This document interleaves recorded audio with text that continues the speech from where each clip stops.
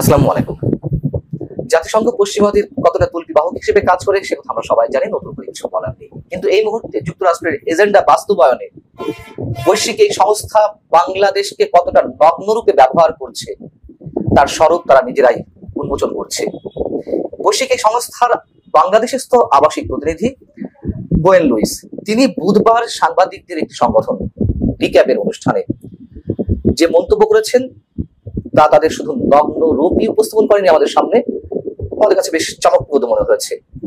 দর্শক, তার সম্পর্কে বলার আগে একটু মনে করিয়ে দিই, সাবেক প্রধানমন্ত্রী শেখ হাসিনা অংশগ্রহণমূলক নির্বাচন বলতে তিনি কি বোঝেন তার একটি সংজ্ঞা দাঁড় করিয়েছিলেন।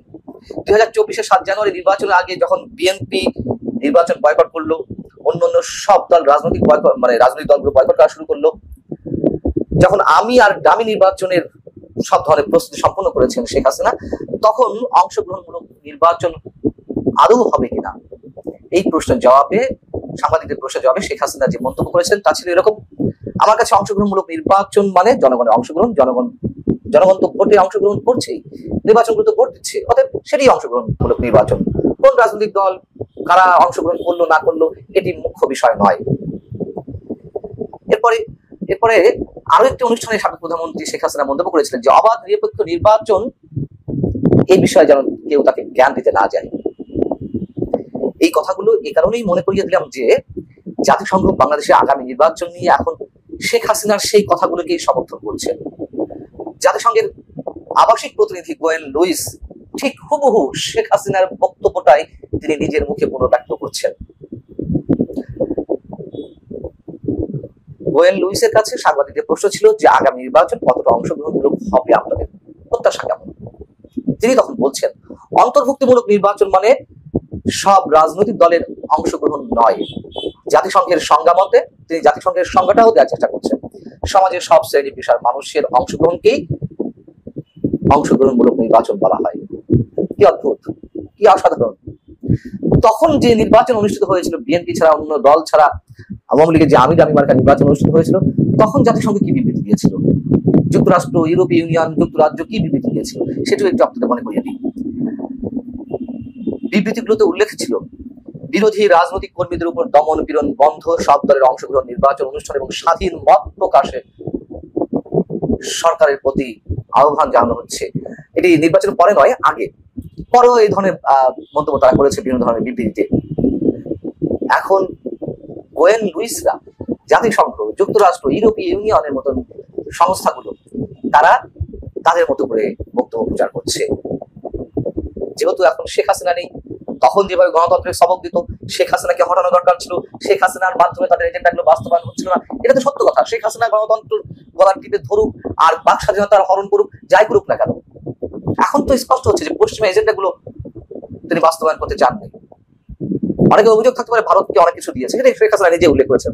যাই হোক, কি দিয়েছে সেটিও আমরা আবার আর এক বিতর্ক। তো এখন যে ডক্টর ইউনূস ক্ষমতায় রয়েছেন, সরকার প্রধান হিসেবে তিনি তার রাজত্ব পরিচালনা করছেন, ডক্টর ইউনূস তাদের লোক, এটা তো ওপেন সিক্রেট, অনেকেই বলেন। অতএব এখন আর অংশগ্রহণমূলক নির্বাচনের দরকার নেই, এখন আর খুব দ্রুত বাংলাদেশের গণতন্ত্রের উত্তরণের জন্য কোনো নির্বাচনের দরকার নেই। ইউরোপীয় ইউনিয়ন যেভাবে কদিন আগে ব্ল্যাঙ্ক চেক দিয়ে দিল ডক্টর মোহাম্মদ ইউনূসকে, যে সংস্কারের জন্য যতটা সময়ের প্রয়োজন তারা ডক্টর মোহাম্মদ ইউনূসকে সেই সময়টি দিতে চায়, ঠিক একইভাবে জাতিসংঘ বুধবারও তাদের মানসিকতার বহিঃপ্রকাশ ঘটিয়েছে। গোয়েন লুইস বলছেন সাংবাদিকদের আরেক প্রশ্নের জবাবে, নির্বাচন আগে না সংস্কার আগে এটি বাংলাদেশের জনগণ, সরকার ও রাজনৈতিক দল ঠিক করবে, জাতিসংঘ নয়। জাতিসংঘ মনে করে সুষ্ঠু অবাধ নির্বাচন নিশ্চিতে তারা যে কোনো সহায়তা করবে। বাংলাদেশের নির্বাচন বাংলাদেশের জনগণের উপর নির্ভর করবে, সরকার রাজনৈতিক দলগুলোর উপর নির্ভর করবে। তাহলে এতকাল কেন সবক দিয়ে আসা হয়েছে? কেন 2024-এ আগে এতটা তৎপর ছিল? কেন বাংলাদেশের আন্দোলন নিয়ে জাতিসংঘ সেনাবাহিনীকে পর্যন্ত সতর্কতা জারি করে? এগুলো তো তারা নিজের মুখে বলেছে। নির্বাচন প্রসঙ্গে গোয়েন লুইস আরো বলছেন, বাংলাদেশের নির্বাচন অনুষ্ঠানের বিষয়ে জাতিসংঘ কোনো ভূমিকা পালন করতে পারে না, নির্বাচন অনুষ্ঠানের বিষয়টি রাজনৈতিক সিদ্ধান্ত। সেই কথা আবার ঘুরিয়ে ফিরিয়ে বলছেন। অর্থাৎ আমরা করিডোরের বিষয়ে জানি, আমরা বন্দরগুলো বিদেশি কোম্পানিগুলোর হাতে তুলে দেওয়ার বিষয়টি নিয়ে যে তুমুল বিতর্ক, সে সম্পর্কে নানা ধরনের কথাবার্তা বলছি বা বলা হচ্ছে বিভিন্ন জায়গা থেকে।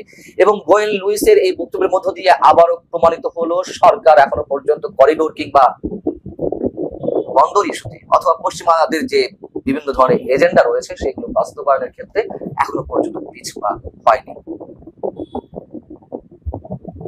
সরকার অনেক কিছুই লুকোচুরি করছে। সরকার সংশ্লিষ্ট অনেককে বাদ দিয়ে তারা নিজেদের মতো সিদ্ধান্ত গ্রহণ করছে। কোনো প্রকার কোনো ধরনের আলোচনা রাজনৈতিক দলগুলোর সঙ্গে করছে না, সেই অভিযোগ যেমন রয়েছে। অবশ্যই সেনাবাহিনীর পক্ষ থেকেও সেনা প্রধান সেটি স্পষ্ট করে গত 21শে মে তো তিনি উচ্চারণ করেছেন যে সেনাবাহিনীকে অন্ধকারে রেখে সরকার বিভিন্ন ধরনের সিদ্ধান্ত গ্রহণ করছে। গোয়েন লুইস আরো একটি স্পর্শকাতর বিষয়ে কথা বলেছেন। ঢাকায় জাতিসংঘ মানবাধিকার বিষয়ক অফিস স্থাপনের বিষয়টি চূড়ান্ত বলে তিনি জানিয়েছেন। যখন জাতিসংঘের মহাসচিব অ্যান্টনিও গুতেরেস বাংলাদেশ সফর করে গেলেন, তখনই একটি কথা উঠেছিল যে বাংলাদেশে জাতিসংঘ তাদের অফিস স্থাপন করতে চায়। এটি নিয়ে তখন তুমুল হইচই উঠেছিল এবং সেই হইচইয়ের মুখে পড়ে সরকার খানিকটা নীরব হয়েছিল। আবার এই বিষয়টি খোদ গোয়েন লুইস তার মুখ থেকে উচ্চারণ করলেন যে বিষয়টি চূড়ান্ত, অফিসটি খোলা হবে ছোট করে। তার মানে কি? তার মানে হচ্ছে এখানে জাতিসংঘের অফিস খোলা হতে যাচ্ছে। জাতিসংঘের মহাসচিব ঠিক নয়, যখন ভলকার তুর্ক বাংলাদেশ সফরে এসেছিলেন 5 আগস্টের পরে, তো